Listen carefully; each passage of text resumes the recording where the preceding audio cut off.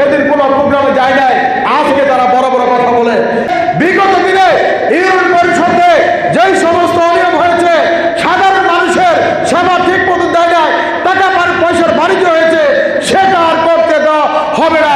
আপনারা জানেন বিগত 96 থেকে 2000 সাল পর্যন্ত শামীম ওসমানের অত্যাচারে এই নারায়ণগঞ্জে যারা বিএনপি করে তারা যার যার গন্তব্য রাস্তায় যেতে পারে নাই। তারপরেও আমরা দল ছাড়িনি। আমরা প্রতি ওয়ার্ডে ওয়ার্ডে তালিকা করে যারা এই দুষ্কর্ম করেছে তাদেরকে আমরা নিজের হাতে বিচার করব না, তাদেরকে যারা নারায়ণগঞ্জের ওই সন্ত্রাসীদের সাথে আঘাত করে আমাদের এই বক্তব্য সন্ত্রাসী কার্যক্রম করেছে, বিভিন্ন ইউনিয়ন পরিষদের মেম্বাররাও এখানে জড়িত, তাদেরকেও ছাড়া হবে না। ইউনিয়ন পরিষদের কার্যক্রম সরকারের নিয়ম নীতি অনুযায়ী চলবে। হয়তোবা আমাদের দলের কোন নেতৃবৃন্দ হয়তোবা এখানে কোনো ভূমিকা রাখার চেষ্টা করেছে। আমি বলতে চাই এখানে আমাদের ভূমিকা একটাই, সেটা হচ্ছে বিগত দিনে ইউনিয়ন পরিষদে যেই সমস্ত অনিয়ম হয়েছে, সাধারণ মানুষের সেবা ঠিক মতো দেয় নাই, টাকা পয়সার বাণিজ্য হয়েছে, সেটা আর করতে দেওয়া হবে না সংগ্রামী ছাত্র।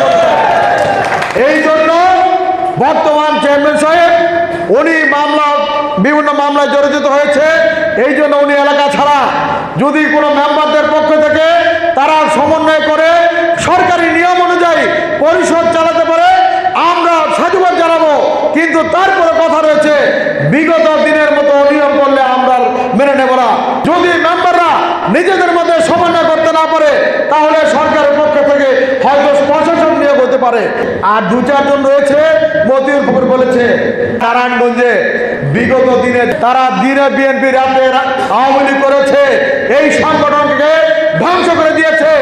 এই জন্য দেশনায়ক তারেক রহমান সারা বাংলাদেশে বিএনপিকে নতুন করে শক্তিশালী করার জন্য নারায়ণগঞ্জে এবং একজন সুদক্ষ রাজনীতিবিদ, বিশেষ করে যে নাকি বিশিষ্ট পার্লামেন্টারিয়ান এবং কলেজ লাইফ থেকে যিনি রাজনীতি করেন, সেই রাজনীতিতে রাষ্ট্রবিজ্ঞানে মাস্টার্স কমপ্লিট করা আলহাজ মোহাম্মদ গিয়াসউদ্দিন সাহেবের সাথে নারায়ণগঞ্জের যেই সংগঠনের দায়িত্ব ভার তুলে দেয়, তারপর থেকে নারায়ণগঞ্জের রাজনীতি ঘুরে দাঁড়িয়েছে। এখানে সাংবাদিকদের রয়েছে, আপনাদের সাক্ষী রেখে বলতে চাই, নারায়ণগঞ্জে এমন কোনো জেলা নেতা তৈরি হয়নি